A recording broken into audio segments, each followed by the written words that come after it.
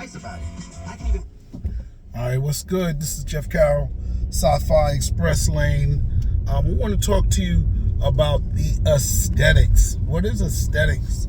When we talk about aesthetics in science fiction aesthetics are the appearance, the visuals, the elements that go to build the world, to give you the environment, the setting. Sometimes it gives you, of course, it gives you the tone. All those things are important to science fiction. And I kind of feel that we get lost in the aesthetics of something and lose the core of science fiction, right? The core of science fiction is the science. It's the fictional speculation of something, right? So as much as aesthetics are beautiful, it's the speculation even behind the aesthetics that is really the science fiction. Like, if you make a rocket ship, okay, can it go to the stars? Is it made out of stuff that can go to the stars? What are you saying? You're saying it's going to need wings? You're going to say it's going to need, what do you call it? It's going to need a circular, smooth surface. What are you saying? Is it going to need windows? Is it going to have to take off from the ground? Is it going to have to use jet engines? All of that you give it visually means something to the speculation of it, of the science fictional speculation of it. What else? I was looking at cyberpunk and futuristic worlds and how cool they are. I was watching some show and it was set in like a future Tokyo, right? And Tokyo already looks futuristic, so you don't really have to do too much. But the aesthetics are, it's crowded, right? Neon lights everywhere, billboard advertisements, and not clean, right? That comes up with funk. Well, why cyberpunk, right? So why does that look like it? Well, one, they speculate that we're going to keep growing and keep growing with people, right? Number one. And then it's also going to speculate that it's going to be too much for us to handle, so that's why it's dirty. And then the neon light comes in. Of course, they want to make it look different. But one of the speculations that I kind of question is billboard advertisement. Now, I was driving down the highway, and there are a lot of video billboards now, lighted video billboards. It's not the same billboards as we used to have with the plastic on it, and I was like, what's next? I even saw one of the billboards was empty, and it said place ad here, and I was like, wow. So I started thinking about what is the future, what's the next one, and I wondered if we had already reached the next billboard, the same way we reached the end of like handing out flyers, because like handing out flyers was my thing. I still print out palm cards and stuff like that, but it isn't with the importancy. The best place to advertise now is on the internet.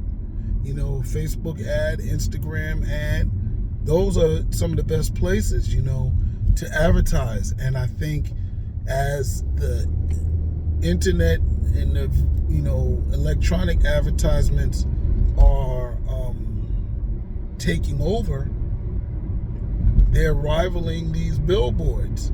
And so I wonder if billboards will be as luxurious as we like to see them in the aesthetics of these science fiction stories, right? Or these science fiction movies. They're like everywhere. It's like so many billboards, there's nothing else going on. And as much as I like the way they look, I don't know if this speculation is on. I don't know if it's actually going to be like that. I question that, and I don't even think the people that put them in these shows actually speculate about it.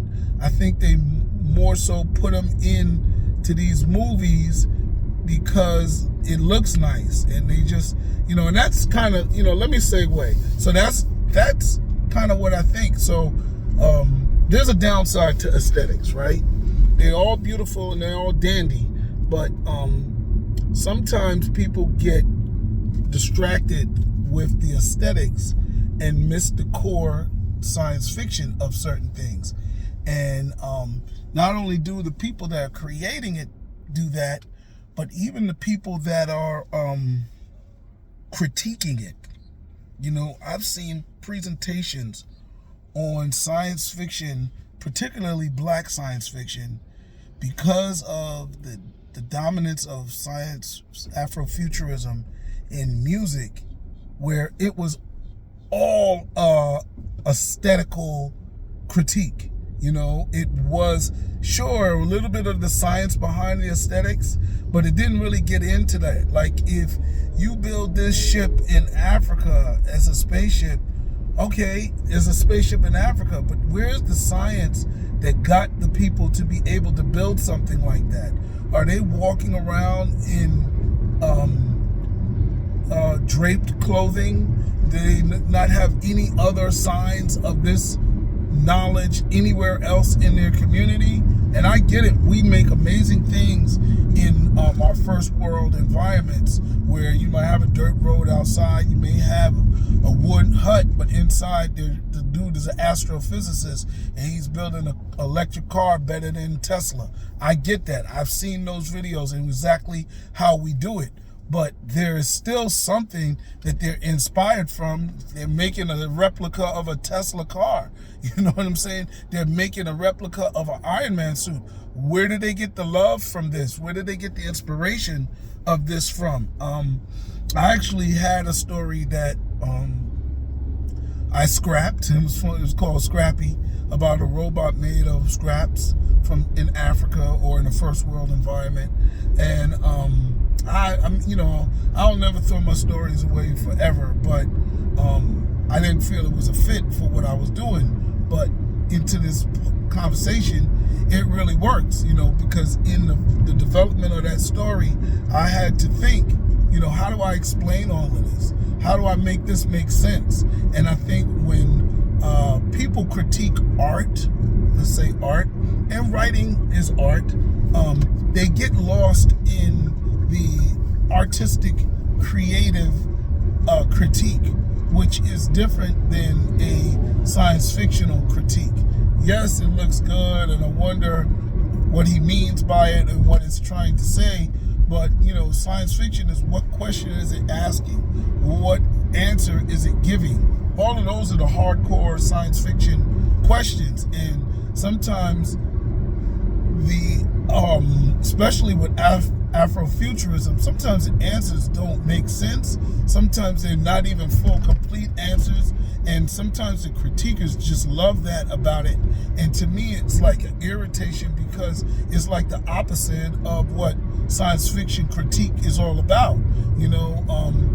Science fiction, Afrofuturism, is our question of the future. It is our opinion about what may happen. And for you to just take something artistically and be like, oh, that's the best of Afrofuturism. It's like one of the movies that I think has really good aesthetics. And I'm talking about movies because books do have aesthetics, but for a book to move on, you got to get with the human story, and the human story is a core element, so it's not aesthetical. You can't just write pages and pages of description. No, it's not going to work. People close the book. You have to have a story. But in film and I guess in art is all aesthetics, right? Visual art, paintings, sculpture, models, that's all aesthetics. Unless you put it into like a scene and it's trying to tell a story, right? or you put it in sequential pages, and now your art is telling a story. Otherwise, most of Afrofuturism you see is not telling a story. It's just a aesthetic, a visual image. But anyway, back to what I think is a good example of aesthetical dominance in a science fiction is Mad Max Fury Road. You know, you don't even know how they're making these cars. We don't even know if they can make tires anymore. None of that is important. They're driving this big monster trucks across the desert, and it looks beautiful. And to me, that is fine, but it makes it low science fiction because it doesn't make sense. You know, yes, people don't ask the question, and we enjoy it, but it's not the same as Star Trek. It's not the same as, you know, take Fallout, right? Which explained everything. I'm just using Fallout because Fallout is just out now. It just finished on Amazon, came out this month, and it is beyond aesthetics, and it has beautiful aesthetics, you know, and it's even low budget on some of the aesthetics, right?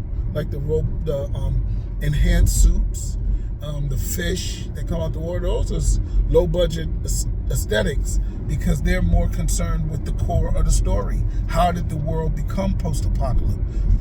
Will it ever become post-apocalyptic again? Will humans be able to value the utopias that they created, and will those be so sustainable? You know, those are the questions that Fallout is asking. We ain't got no questions in Mad Max Fury Road.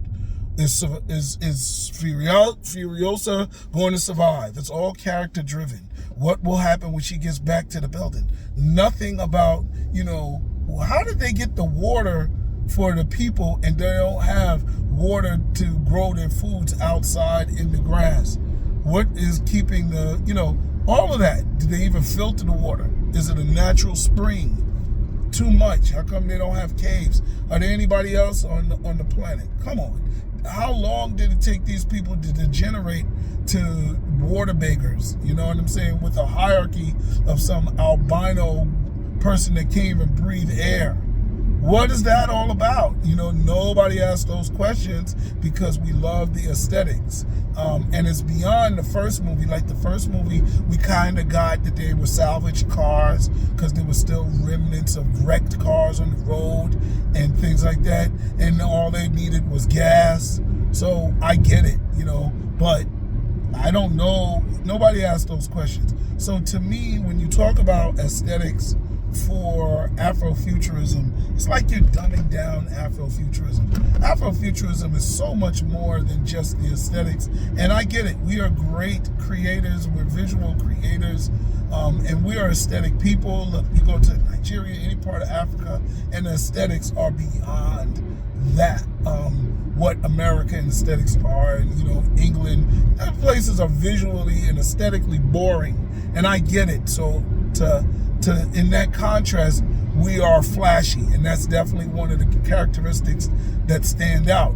But as a science fiction writer, a black science fiction writer, come on, our ideas are non-aesthetics. The other things that contribute to the scientific work of art are valuable. They're also unique. They're also brilliant, outstanding, standing out from the rest. So I think sometimes we get lost, and that's the downside of aesthetics. We get lost in that comparison. You know, yes, our ideas have more competition from, say, the Western world ideas. They've had a head start. We've been preoccupied with oppression, you know, for 200 something years of the modern world. But, you know, we've caught up, you know what I'm saying? And it doesn't mean that, you know, we have to have how much volume as we had.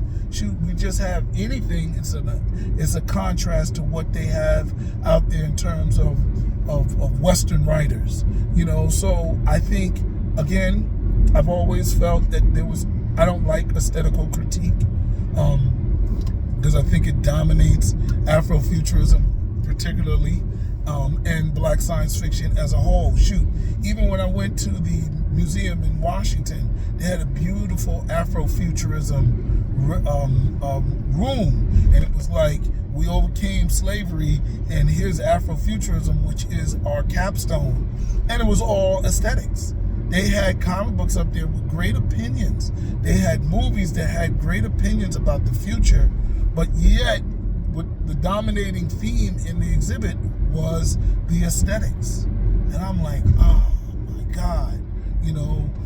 So that is something I think we have to overcome, is learning to overcome our aesthetical appreciation for Black science fiction and Afrofuturism. And Afrofuturism is Black science fiction. You understand? It is a subgenre in Black science fiction. Shoot, post-apocalyptic world is a Afrofuturism world, and that's not even aesthetically beautiful. And maybe that's why we don't see much conversation about it. But anyway, we're more than just visual artists, musical artists. We are science fiction thinking artists as well. We're social science artists as well. All right. Touch Base, Sci-Fi, Express Lane, Jeff Carroll. Like, subscribe, share, and comment.